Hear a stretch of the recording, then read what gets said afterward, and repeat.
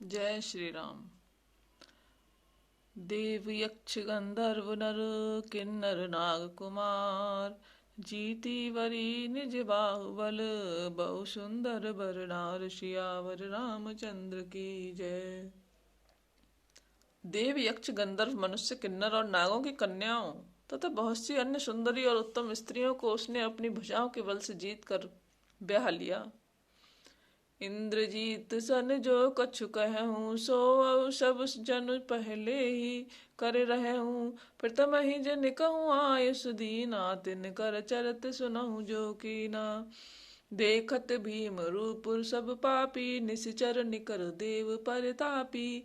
करही उपद्रव असुर निकाया, नाना रूप धरई कर माया। जेहि विधि होई धर्म निर्मूला, सो सब करहि वेद प्रतिकूला। जेहि जेहि देश धेनु द्विज पावहि, नगर गाँव पुर आग लगावहि।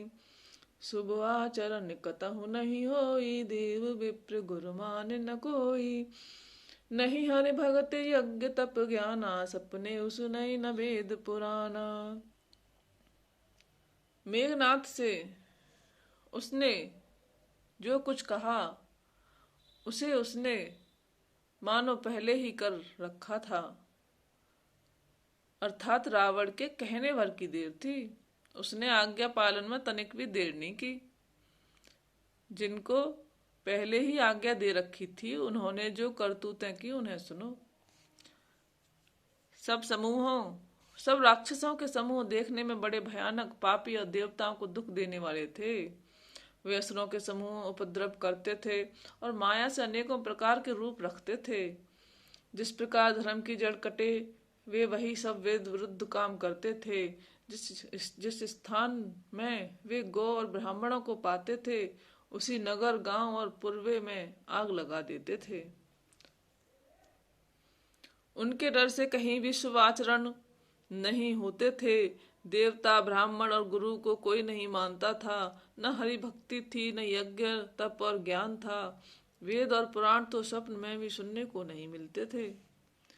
जप योग विराग तप मख भागा, श्रवण सुनहि दस सीसा। आपुन उठ धावई रवै न पावई, धर सब घालई खीसा। अस भ्रष्ट अचारा भाषण सारा, धर्म सुनई नहीं काना।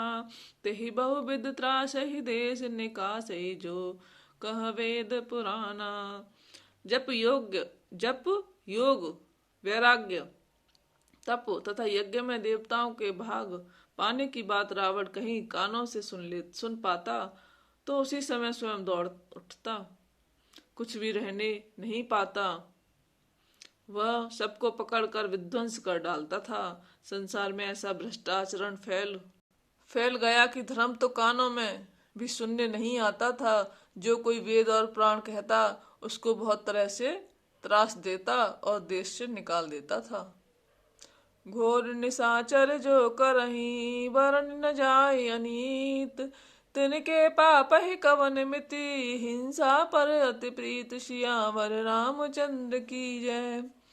राक्षस लोग जो घोर अत्याचार करते थे उसका वर्णन नहीं किया जा सकता। हिंसा पर ही जिनकी प्रीति है उनके पापों का क्या ठिकाना। मास परायण छठा विश्राम। जय श्री राम। बाढ़े खल बहु चोर जुआरा, जे लंपट पर धन पर दारा। माँ नहीं मात पिता नहीं देवा, साधुन सन करवा वही सेवा। जिनके यह आचरण भवानी, ते जानहु निश्चर सब प्राणी। अतिशय सी देख धर्म के गिलानी, परम सबित धरा कुलानी। गिर सर सिंधु भार नहीं मोही, जस मोहि गरहु एक पर द्रोही। सकल धर्म देखहि विपरीता, कहि न सकहि रावण भयभीता। धैन रूप धर हृदय विचारी, गई तहाँ जहाँ सुर मुनि झारी। निज संताप सुनाय से रोई, काहुत कछु काज न होई। पराये धन और पराई स्त्री पर मन चलाने वाले दुष्ट चोर और जुआरी बहुत बढ़ गए। लोग माता पिता और देवताओं को नहीं मानते थे और साधुओं की सेवा करना तो दूर, उल्टे उनसे सेवा करवाते थे। श्री शिव जी कहते हैं कि हे भवानी, जिनके ऐसे आचरण हैं उन सब प्राणियों को राक्षस ही समझना। इस प्रकार धर्म के प्रति अतिशय ग्लानि देखकर पृथ्वी अत्यंत भयभीत एवं व्याकुल हो गई।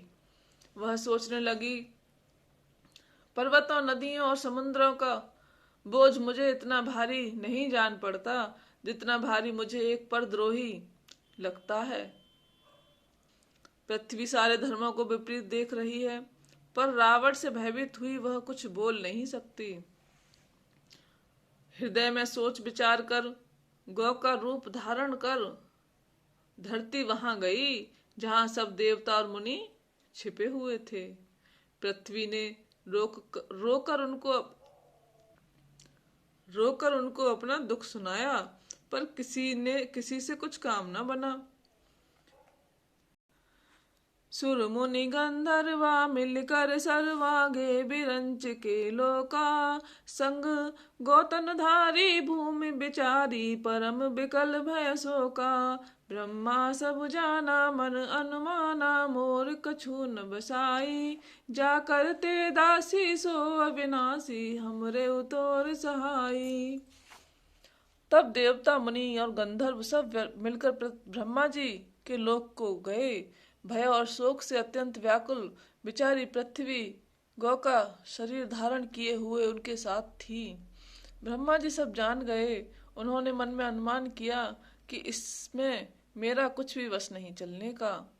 तब उन्होंने पृथ्वी से कहा कि जिसकी तू दासी है वही अविनाशी हमारा और तुम्हारा दोनों का सहायक है। कह विरंच हर पद सुमिर धरनि धरहि मन धीर, प्रभु भंजई दारुण विपत जानत जन की पीर। सियावर रामचंद्र पत जय शरणम शंकर हरि ओम जय जय सिया राम जय जय हनुमान। मंगल भवन मंगल हारी द्रवहु दशरथ अजर बिहारी। दीन दयाल बिरद संभारी हरौ नाथ मम संकट भारी।